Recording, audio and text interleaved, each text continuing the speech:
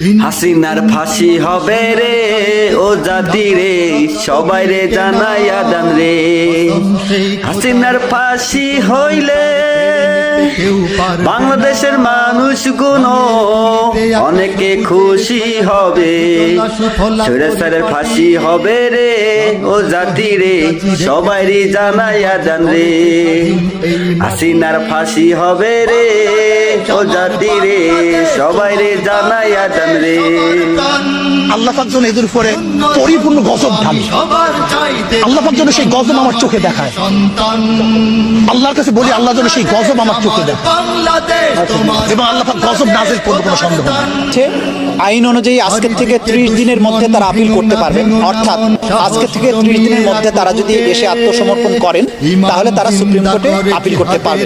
তারা যদি আইনের শাসনের প্রতি শ্রদ্ধাশীল হন, তারা যদি মনে তাদের সাহস থাকে যে তারা ইনোসেন্ট, তারা যদি বাংলাদেশের বিচার প্রক্রিয়া মোকাবেলা করার তাদের সৎসাহস থাকে, আমরা বলবো তারা আসুন বাংলাদেশে এসে এই রায়ে অনুযায়ী তার আত্মসমর্পণ করে তার রায়কে তিনি চ্যালেঞ্জ করেন সুপ্রিম কোর্টে। তার যদি যুক্তি দিয়ে, তার প্রমাণ দিয়ে তিনি নিজেকে নির্দোষ প্রমাণ করতে পারেন, আমাদের তো কোনো সমস্যা নেই। পৃথিবীর সবার কাছে আমাদের ওপেন চ্যালেঞ্জ, এই বিচার প্রক্রিয়া স্বচ্ছ ছিল, নিরপেক্ষ ছিল, প্রত্যেকেই আইন অনুযায়ী কাজ করেছেন এবং এইখানে যে কোয়ালিটির এভিডেন্স দাখিল করা হয়েছে, আমরা আবারও চ্যালেঞ্জ করছি, দুনিয়ার যে প্রান্তে খুশি সেখানে যান, যে কোনো আদালতে এভিডেন্স গিয়ে হাজির করেন, এই অপরাধীদের একই ধরনের শাস্তি হবে বলে আমরা বিশ্বাস করি। যে দুজন আসামি পলাতক রয়েছেন, তাদেরকে ফিরিয়ে আনার ব্যাপারে রাষ্ট্র 2 ধরনের পদক্ষেপ নিতে পারেন।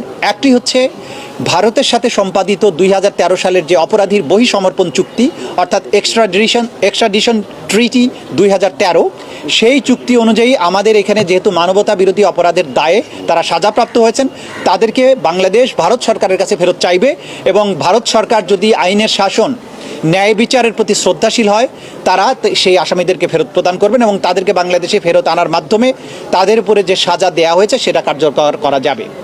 দ্বিতীয় যে প্রক্রিয়া আছে সেটি হচ্ছে যে ইন্টারপোলের মাধ্যমে, যেহেতু একটি বাংলাদেশের একটা ট্রাইব্যুনাল থেকে, উপযুক্ত আদালতের থেকে তাদের মৃত্যুদণ্ড প্রদান করা হয়েছে, তাদেরকে ইন্টারপোলের মাধ্যমে গ্রেপ্তার করে বাংলাদেশে এনে সেই সাজা কার্যকর করা যেতে পারে।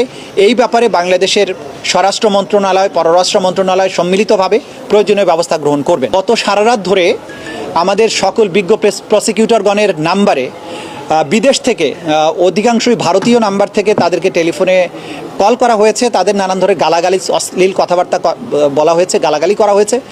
এগুলোকে আমরা খুব একটা আমলে নেই না, কারণ একজন অপরাধী যখন বুঝতে পারে যে সে অপরাধ করেছে এবং তার সাজা অত্যাসন্ন, তো তখন সে তার এই জাতীয় আচরণ তার